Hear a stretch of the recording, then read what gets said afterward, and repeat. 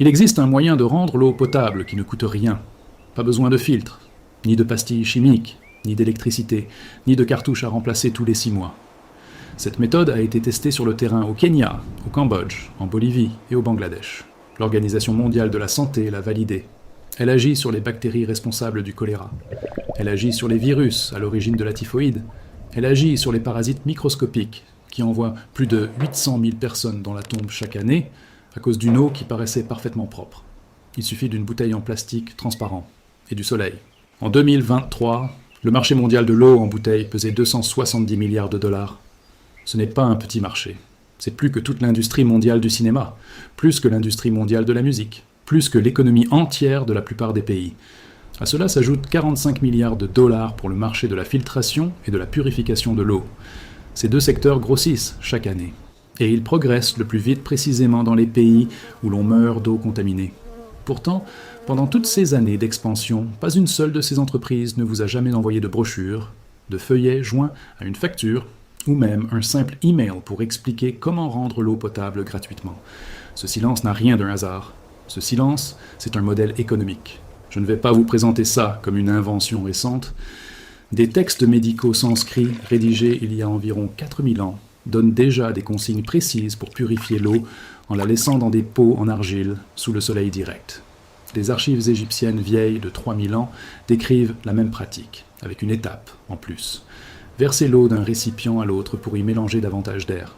Des médecins grecs du temps d'Hippocrate, il y a plus de 2000 ans, écrivaient que la lumière du soleil était la méthode la plus fiable pour rendre sans danger une eau stagnante.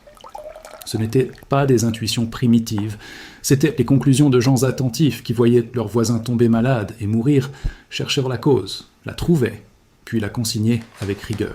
La science moderne l'a rattrapée en 1877. 2 chercheurs britanniques, Downes et Blunt, ont rempli des flacons en verre d'eau sucrée, un liquide que les bactéries adorent, puis ont laissé un flacon en plein soleil et l'autre dans l'obscurité totale. En quelques jours, celui resté dans le noir est devenu trouble. Celui exposé au soleil est resté parfaitement clair. Ils ont publié leurs résultats. Le mécanisme a été confirmé encore et encore dans les années 1970 et 1980. En 2001, il a été structuré en un protocole complet de terrain appelé SODIS, pour désinfection solaire de l'eau, testé sur des dizaines de milliers de personnes, dans certaines des communautés les plus touchées par le manque d'eau sur Terre. Les résultats ont tenu, à chaque fois. On n'a pas étouffé ça parce que ça ne marchait pas. On l'a étouffé parce que ça marchait trop bien pour qu'on puisse se l'approprier, le mettre en bouteille ou y coller un abonnement. On ne peut pas breveter le soleil. On ne peut pas déposer une bouteille en plastique transparent. On ne peut pas bâtir une industrie de 270 milliards de dollars sur quelque chose auquel chaque être humain sur Terre a déjà accès, en mettant simplement le pied dehors. Vous avez vu ça toute votre vie sans jamais faire le lien. Quand vous laissez un verre d'eau sur un rebord de fenêtre ensoleillé et que vous revenez en voyant quelque chose de vert commencer à y pousser, c'est la biologie qui réagit à la lumière. Quand une piscine sans chlore verdit en une semaine, alors qu'un tonneau d'eau couvert reste clair plus longtemps, c'est le même principe, mais à l'envers. Quand une flaque de boue, en plein soleil, devient plus vite hostile aux larves d'insectes qu'une flaque à l'ombre, c'est encore la même force à l'œuvre. Le soleil ne fait pas que chauffer. Il transporte une forme d'énergie bien précise. Imaginez un rayon invisible qui traverse les matériaux transparents et brouille les instructions internes de toute cellule vivante trop petite pour être vue. Il ne tue pas les bactéries comme un marteau enfonce un clou. Il les empêche de se reproduire. Une bactérie qui ne peut plus se reproduire est une menace qui ne peut plus se propager. Un verre d'eau rempli de menaces qui ne peuvent plus se propager devient potable. C'est tout le mécanisme. Tout le reste n'est que détail. Voilà ce qu'il vous faut. Et je veux être parfaitement franc avec vous sur chaque chiffre. Il vous faut une bouteille en plastique transparent. Le genre de bouteille dans lequel on vend déjà de l'eau ou du soda. Regardez tout en bas. Vous verrez un petit triangle formé de flèches, avec le chiffre 1 à l'intérieur. Ce marquage indique un plastique précis appelé PET. Ce type de plastique est assez transparent pour laisser passer la bonne partie du rayonnement solaire. La plupart des foyers en ont déjà plusieurs. Coût 0. Il vous faut une eau qui ne soit pas extrêmement trouble. Remplissez un verre et tenez-le à la lumière. Si vous pouvez lire un texte au travers, c'est suffisamment clair pour que ça fonctionne. Si l'eau ressemble à du thé très léger ou à de la boue diluée, il faut d'abord une étape rapide. Coût 0. Il vous faut du soleil direct, pas à travers une vitre, pas sous une ombre légère d'arbre. Il faut un ciel ouvert, un soleil sans obstacle. Coût Zéro. Il vous faut du temps. 6 heures par journée claire et lumineuse, 2 journées complètes si le ciel reste majoritairement couvert. Coût, zéro. C'est vraiment tout. Voici l'unique point sur lequel la plupart des gens se trompent. Ils prennent la mauvaise bouteille. Une verte, une bleue, ou une bouteille rayée, ternie à l'intérieur par des années d'usage. Une bouteille rayée, c'est comme si on avait frotté l'intérieur d'un pare-brise avec un papier abrasif très fin. La lumière ordinaire passe encore, mais pas le type précis de lumière invisible qui fait la désinfection. Tenez la bouteille face à une lumière vive et regardez à travers la paroi. Si la lumière passe nette, propre, et que vous distinguez clairement des formes de l'autre côté, elle convient. Si le plastique paraît trouble, blanchâtre ou laiteux à n'importe quel endroit, mettez-la de côté. Ne l'utilisez pas. Quand cette méthode échoue, c'est presque toujours le même scénario. On remplit la bouteille, on la met au soleil, on boit, on tombe malade. Alors, on dit que la méthode ne marche pas. Mais quand on demande quelle bouteille a été utilisée, on décrit un vieux contenant défraîchi, opaque, cabossé, sorti d'un abri. Ce n'est pas la méthode qui échoue. On lui demande de fonctionner à travers une barrière qu'elle ne peut pas traverser physiquement. Le problème vient de la bouteille, pas du soleil. Quand ça marche, le résultat ne se voit pas. L'eau a le même aspect avant et après. Elle ne change pas de couleur. Son odeur ne change pas. Son goût non plus. La protection agit à une échelle bien trop petite pour être visible. C'est la partie la plus difficile à enseigner. Un filtre à eau donne une eau visiblement claire. Ici, l'eau devient sûre sans que ça se voie. Le cerveau humain fait confiance au changement visible. Or, cette méthode agit à un niveau que l'œil ne perçoit pas. Ce n'est pas moins réel pour autant. Voici maintenant exactement quoi faire. Prenez votre bouteille. Levez-la à la lumière du jour. Regardez à travers la paroi. Si la lumière passe nettement et que vous voyez distinctement au travers, c'est la bonne. Posez-la. Si votre eau vient d'une rivière, d'un puits, d'une mare ou d'un récupérateur d'eau de pluie, prenez-en une tasse et levez-la à la lumière. Si vous pouvez lire un texte au travers, passez directement à l'étape suivante. Si elle est visiblement trouble, si elle ressemble à un café très léger ou à de la poussière en suspension, il faut d'abord la clarifier. Versez cette eau à travers un morceau de coton propre plié en 4 épaisseurs ou dans un simple filtre à café en papier. Cela ne désinfecte pas l'eau. Cela retire seulement les particules en suspension qui empêcheraient le soleil d'atteindre les bactéries. Voyez ça exactement comme ouvrir un rideau avant de faire entrer le soleil dans une pièce sombre. Le tissu n'est pas le traitement, c'est la préparation au traitement. Remplissez la bouteille complètement, jusqu'au goulot. Ne laissez aucune poche d'air en haut. Une bouteille pleine traite plus efficacement parce que l'eau près des parois reçoit l'exposition la plus directe aux UV et qu'une bouteille pleine maximise à chaque instant la quantité d'eau proche de ses parois. Pensez à un four solaire. Moins il y a de vide, plus la chaleur est efficace. Ici, c'est le même principe. Vissez bien le bouchon. Posez ensuite la bouteille bien à plat, sur une surface réfléchissante. Une tôle de toiture ondulée est idéale. Une feuille d'aluminium bien tendue marche très bien. Un béton clair renvoie aussi assez de lumière pour aider. Si elle doit être à plat, c'est pour la surface exposée. Une bouteille couchée présente tout son dos arrondi au ciel. Une bouteille debout n'offre que son sommet étroit. La couchée, c'est la différence entre bronzer sur une plage et rester derrière un mur. À plat, le contact avec la lumière est maximal. Laissez-la là. Ne la rentrez pas pendant le traitement. 6 heures lors d'une journée totalement dégagée avec un soleil fort. 2 journées complètes, soit 48 heures, avec les 2 nuits, si le ciel est très nuageux. La désinfection ne s'annule pas pendant la nuit. Une bactérie neutralisée par les UV dans la journée ne récupère pas dans l'obscurité.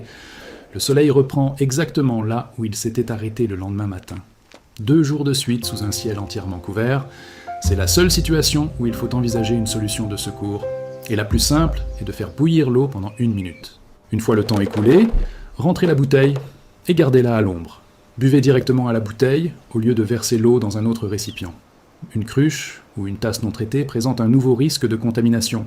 Le soleil vient de passer 6 heures à rendre cette eau sûre. La verser dans un contenant contaminé annule ce travail en quelques secondes. Buvez dans la bouteille traitée.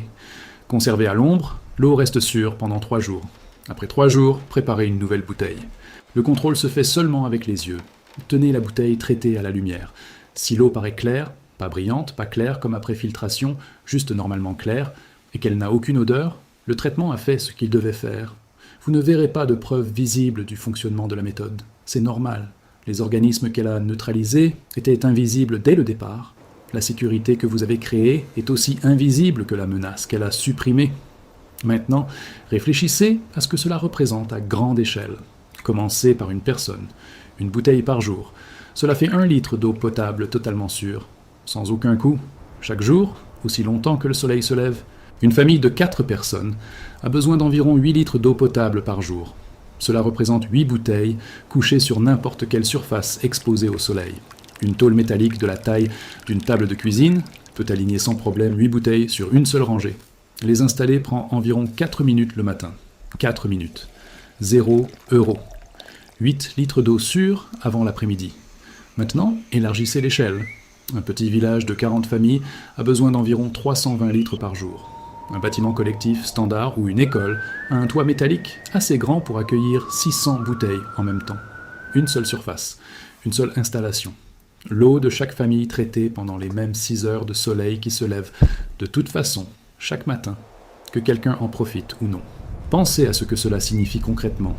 Aucune canalisation à poser, aucune station de traitement à construire, aucun camion pour livrer des produits chimiques, aucune facture d'eau mensuelle, aucun raccordement au réseau nécessaire, aucune autorisation administrative à obtenir. Les bouteilles durent environ 2 ans avant que leurs parois internes ne se rayent et se troublent assez pour réduire leur efficacité.